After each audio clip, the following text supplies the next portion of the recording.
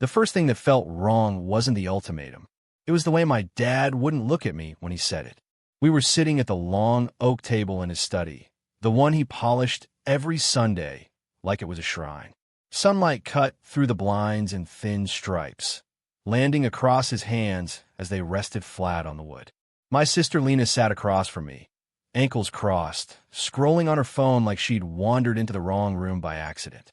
I remember thinking how calm she looked. Too calm. I was 32 then, old enough to know when a room had already made up its mind about me. "Just apologize," my dad said, finally lifting his eyes. His voice was steady, measured, the same tone he used with lawyers and accountants. "This doesn't need to be complicated. Apologize." The word hung there, oddly small for something that felt so heavy. "For what?" I asked. Lena didn't look up. She smiled faintly at her screen. Dad sighed, like I was a child who'd forgotten a chore. "For what you said, for the way you treated her. You know what this has done to the family." I searched his face for something familiar, concern, doubt, even anger. What I found instead was resolve, a door quietly closing. The family trust had always been an unspoken certainty, like gravity. It wasn't about greed. It was about belonging, about knowing that no matter how messy things got, I had a place anchored in something solid. Dad knew that. He'd reminded me of it my whole life, usually framed as responsibility, legacy, blood. Lena finally looked up then. Her eyes met mine, glossy with something that could have been hurt, or could have been performance. "I don't want to do this," she said softly, "but I can't pretend it didn't happen." "What didn't happen?" I said, my voice sharper than I meant it to be. Dad's jaw tightened. "Enough." The ultimatum came next, delivered like a legal clause. "Apologize to my sister, publicly, sincerely, or be removed from the family trust. No negotiations. No time to think." I laughed once. It slipped out before I could stop it. "You can't be serious." He didn't blink. "I am." Something shifted then.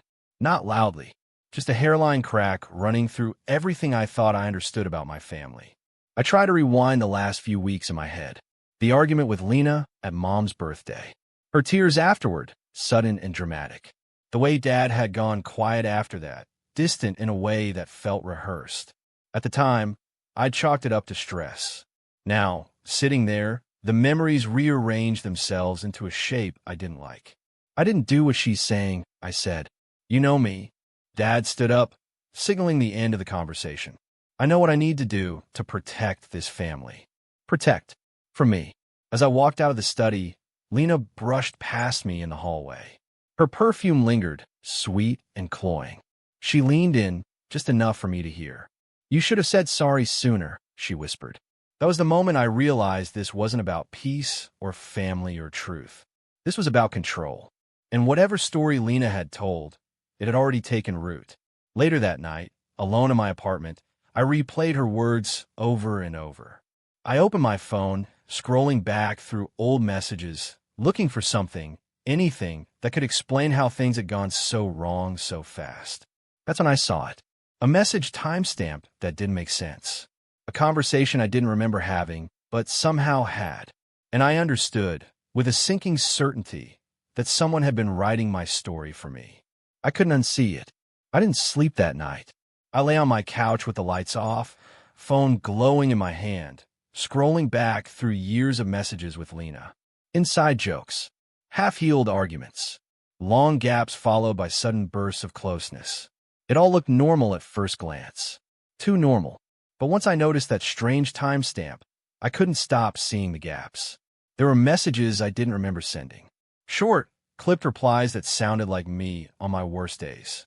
Cold, dismissive, almost cruel. Things like, "You always make everything about yourself," and "maybe if you weren't so dramatic." Words I would never have used with her, not like that. Not after everything. We hadn't always been like this. When we were kids, Lena used to crawl into my bed during thunderstorms. I'd tell her stories until she fell asleep, my arm numb under her head. After Mom died, I was the one who handled the paperwork, the phone calls, the meals Dad forgot to eat. Lena drifted then, in and out, fragile in a way that demanded attention. I learned early that peace in our family meant swallowing things quietly. There was one memory that kept resurfacing. 2 years earlier, a Sunday brunch at Lena's place. She'd been unusually tense, snapping at her husband, drinking too much wine. At one point, she'd pulled me aside, her grip tight on my wrist. "You think Dad trusts you more than me," she'd said, eyes glassy. "You think you're better." I'd laughed it off, tried to reassure her, told her there was no competition. I meant it, but she'd stared at me like I'd just confirmed something she'd already decided. Now, sitting in the dark, I wondered if that had been the moment something turned. Around 3 in the morning, I noticed another detail. A thread from 6 weeks ago. The night Lena claimed I'd attacked her character over text. That was the incident Dad kept referring to. I opened it again, slower this time. There was a break in the conversation. A 2-hour gap. Then a long message from my number. Paragraphs. Accusatory. Precise in a way that didn't sound like me when I was angry. Too polished. Too intentional. My stomach tightened. I checked the metadata. The message had been sent while I was on a flight. I remembered the trip clearly. No Wi-Fi, phone in airplane mode, me staring out the window, trying not to think about family. My pulse thudded in my ears. I wasn't accusing anyone yet. I didn't want to. The idea felt disloyal, almost absurd. But the fact sat there, quiet and stubborn. Someone had access to my phone, or my accounts. The next day, I drove past Lena's house without planning to. Her car was in the driveway. Through the front window, I saw Dad sitting at her kitchen table, coffee in hand, laughing at something she'd said. The sight landed wrong. Too cozy, too soon. Later, I stopped by Dad's place to pick up some old documents. He wasn't home. The study door was ajar. I told myself I wasn't snooping. I was just looking. On his desk sat a manila folder with my name on it. Inside were printed screenshots of the messages, highlighted, annotated in the margins with dates and notes.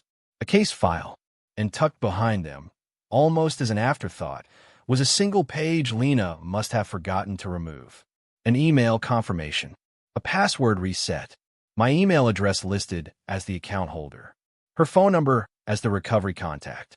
I stood there for a long time, the house silent around me. The truth finally audible. Not loud, just steady, like a low hum you feel before you hear. Lena hadn't just lied. She'd rewritten me. And now that I knew, I couldn't pretend otherwise. The breadcrumb I followed was that email confirmation. I forwarded it to myself, then dug deeper, requesting a full login history from the service provider. It took a day to come through. I spent that day moving through my life like I was underwater, every sound muted, every interaction slightly delayed. By the time the report landed in my inbox, I already knew what it would say. Knowing didn't make reading it any easier. There it was. Multiple logins from Lena's IP address. Times that matched the messages I'd supposedly sent. Locations that put her at home, phone in hand, writing words meant to sound like me. Proof doesn't always arrive with fireworks. Sometimes it just sits there, undeniable, waiting for you to decide what kind of person you're going to be now that you have it. I didn't confront her right away. That was my first real decision. Instead, I let her believe she'd won. I called Dad and told him I was considering the apology. My voice shook just enough to sound defeated. He softened immediately, relief flooding in like I'd done him a favor. Lena invited me over 2 nights later. She hugged me at the door, tight and lingering, like a victor posing for photos. We sat at her kitchen table, the same one I'd seen Dad at, and she launched into a speech about healing and moving forward.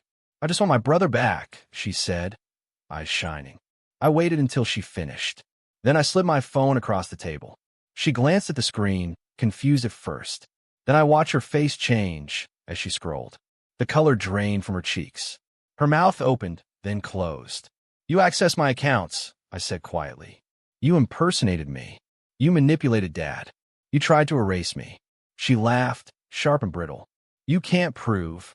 "I can," I interrupted. "And I already sent everything to a lawyer. And to Dad." Silence fell hard between us. For a moment, she looked small, then angry, then something else entirely, cornered. "He was always going to choose me," she snapped. I just helped him see it.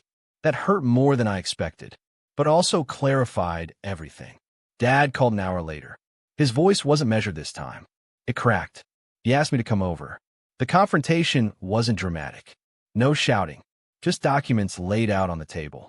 Timelines, screenshots. His hands shook as he read them. Lena arrived halfway through, defiant until she saw his face. There was no apology from her, just excuses, justifications, a story about being afraid of losing her place. Dad didn't yell. He didn't need to. He told her to leave.